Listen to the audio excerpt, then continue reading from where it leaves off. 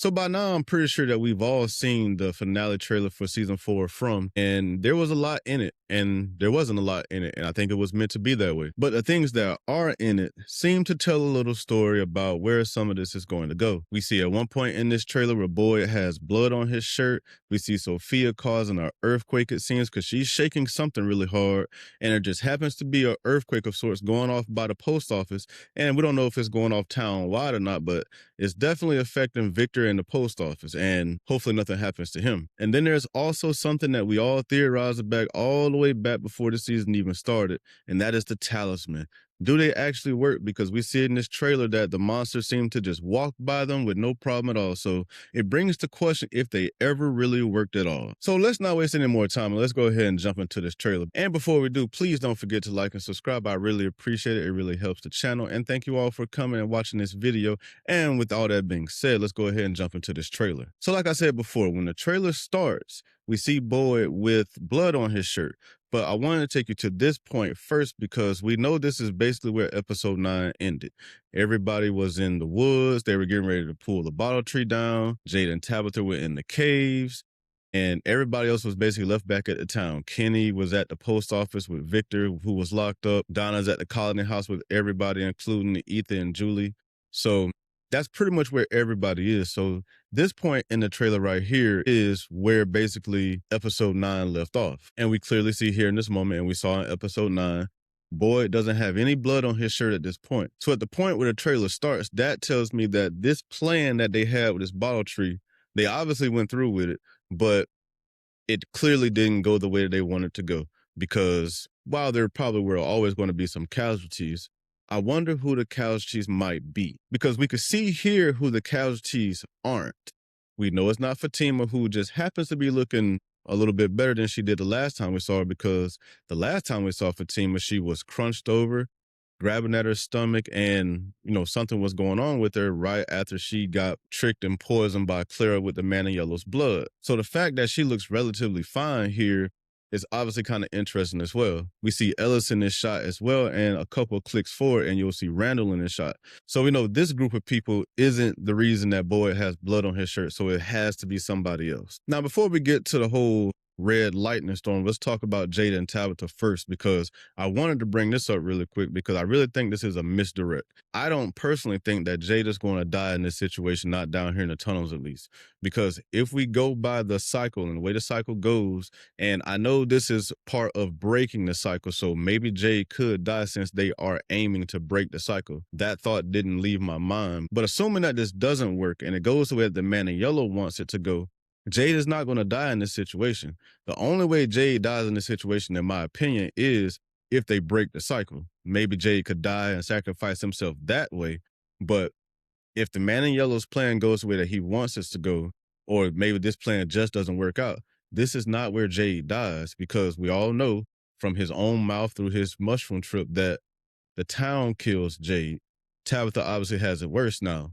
That's not saying that Tabitha couldn't orphan her kids in this moment, but I really think that the trailer did a good job of trying to give us a misdirect in this situation, because it seems like Jade is in danger. They are obviously down there with the bones, and we see the cheerleader monster, we see the cowboy monster, we see the nurse monster, and it doesn't even matter who the monsters are. We know Jade put a tarp up, and also he put a talisman on top of that tarp. Now, yes, he did do this with tape, so it's nothing saying that the tape couldn't have just fell off and the talisman could have fell on the ground, because we know it has to be hanging. So we don't necessarily have to assume that, oh, the talisman don't work anymore, they never worked. We don't necessarily know. That's basically just a theory, and personally, I don't think the talisman worked, but for right now, we'll just go with both sides of it. Maybe the talisman do work and it just fell. And that's why the monsters came in, because he put it up there with one piece of tape in a cave. Caves are moist. Tape doesn't usually stick to things that are moist. So just being a little bit logical, which I know this show isn't always logical, maybe the talisman just fell. And that's why they came in there, and, they're trying to do their ceremony or get the bones anyways. They're probably not paying attention to if the tape is sticking or not. But with that being said, we do see that the cowboy monster kind of pulls the curtain back here in this scenario. And when he pulls it back, I don't see a talisman fall. So maybe it's already down. And, it is pretty quick when they show it or whatnot. So and things could have been edited out. They don't usually do that for TV shows, but maybe it's just not there. But my assumption is in this moment, the talisman either fail or they don't work. Now, if they don't work, it makes me wonder what the whole purpose of them were, other than for the people of the town to believe in them. And maybe it's their belief that kept the monsters away this entire time, because they believed that the talisman worked, even though they didn't in this theory. But because they believed that they worked, the monsters always stayed away. Now, the other side of that is we have to think about, what if the bottle tree plan worked and this scenario where this cave isn't enclosed anymore? Now, it doesn't look like that here. It's still pretty dark, so maybe the tree is still there. But if it isn't, and this cave is not considered an enclosed space anymore, maybe that's why the monsters could just come right in, because now it's considered an open space and the monsters can walk into open spaces, whether there's a talisman there or not. And then speaking to the whole talisman of everything, we see Smiley, and I believe Smiley here is either walking into the post office or the clinic. This looks more like the post office to me. I do believe that's where Smiley is in this moment. And if he is at the post office, I do not think that's good for Kenny or Victor, because we know Kenny's at the post office. He's there watching Victor. And Smiley has already tried to kill Kenny once, and he may be a little pissed off that he can't do it again. And we don't know where that blood on Boyd's shirt came from. So I'm just saying this situation may not be very, very good. And that's just me kind of theorizing, but that's also me kind of using logic at the same time, because where else could this location be? I guess it could be Sarah's house, but I don't think it's Sarah's house. It's not the Colony house. We don't see anything that looks like this there. We know what their front doors and back door looks like. So it's not the Colony house, and it's not the diner. So where else could this be other than Sarah's house or the post office? Now, if this is the post office, is this before the earthquake or after the earthquake? Is the earthquake why Smiley goes there? So a lot of the time is kind of missing in some of these shots, because we know they're at the bottle tree during the daytime. We know that for a fact because it's daytime when they're there, because they want to get there and get out before the monsters, obviously get up and do their thing at night. So we know they're at the bottle tree during the day. The scene with the lightning storm that we're going to show here in a second also appears to be during the day. So this scene with Smiley is clearly at night. So is this the night after the whole bottle tree thing? Is this some of the ramifications and things that are going to come out in the episode? There are going to be some other things at play that they did not show in this trailer, or maybe they subtly hinted at. But now let's talk about Sophia, because she plays a role in this trailer. And let's talk about this lightning storm. So this lightning storm is quite interesting. And there are a bunch of theories that we could really theorize on about, the color of this lightning, what it means for maybe the red man or the spider entity, and we are going to talk about those this week in another video. So stand by for that. That is going to be coming out really soon, because I haven't talked much about, if at all, about the spider entity. And I want to go ahead and start talking about that, because that kind of really seems where some of this is going based off the cave paintings and some of Miranda's drawings.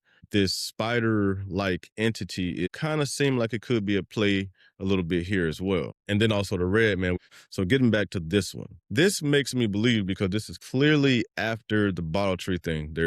Somebody has blood on the shirt. Randall and Ellis were both at the bottle tree with Boyd, and Boyd now has blood on his shirt when it was clean before.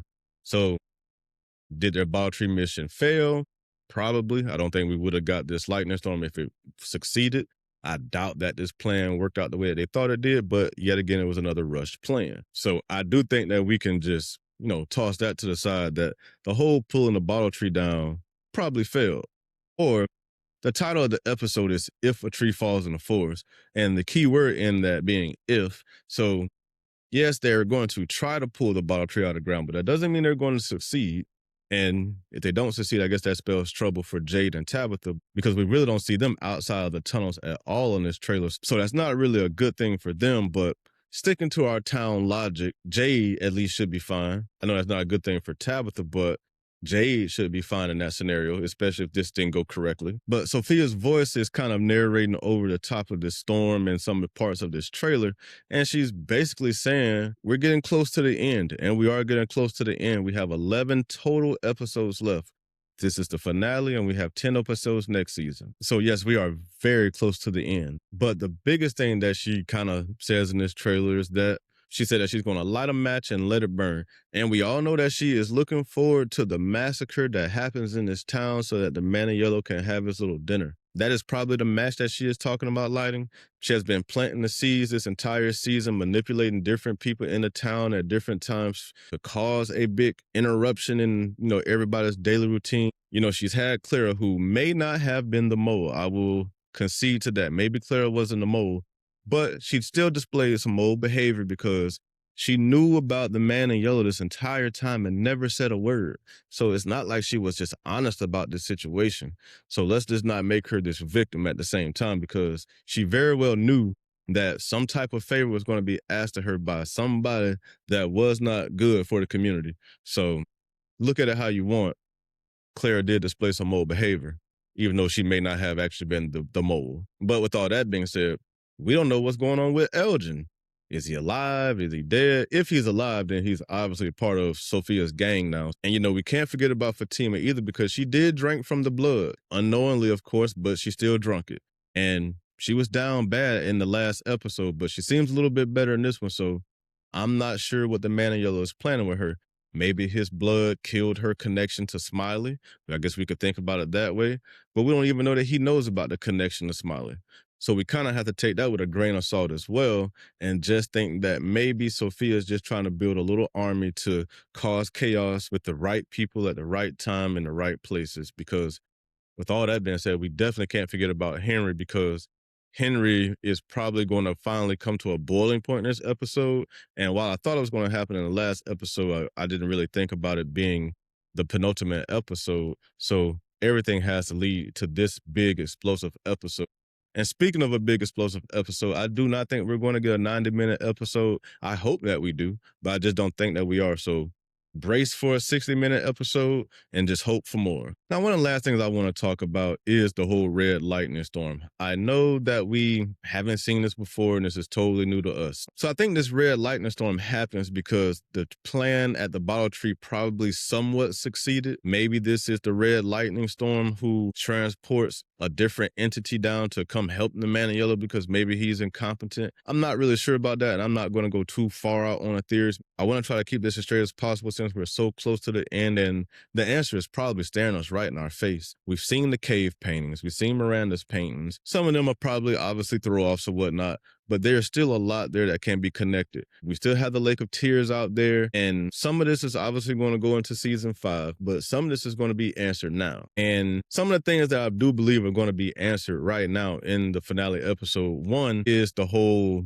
bottle tree thing. I do think we're going to get a full conclusion to this bottle tree, whether they pull it out of the ground, what the consequences are from it. We already see Boyd with blood on his shirt, and then we see in a different scene with Acosta, her basically telling him not to give up, and then Boyd basically asking her, well, what the hell am I supposed to do to basically keep going? So Boyd is clearly on his way to, this break, psychological break. He's been going through a lot this entire season, and this bottle tree plan, whether it worked or not, somebody definitely got hurt. And we all know that Sophia was trying to sabotage this mission anyway, so that's probably a part of what happened to whoever got hurt. But as far as Jade and Tabitha down in the caves, I honestly think Jade is going to be fine. I think everything in the trailer for Jade was a misdirect, and that he's probably going to maybe come out a little bit messed up, but I think Jade walks out of the cave in the tunnels. I actually think Tabitha does as well. It's probably going to be some type of close call.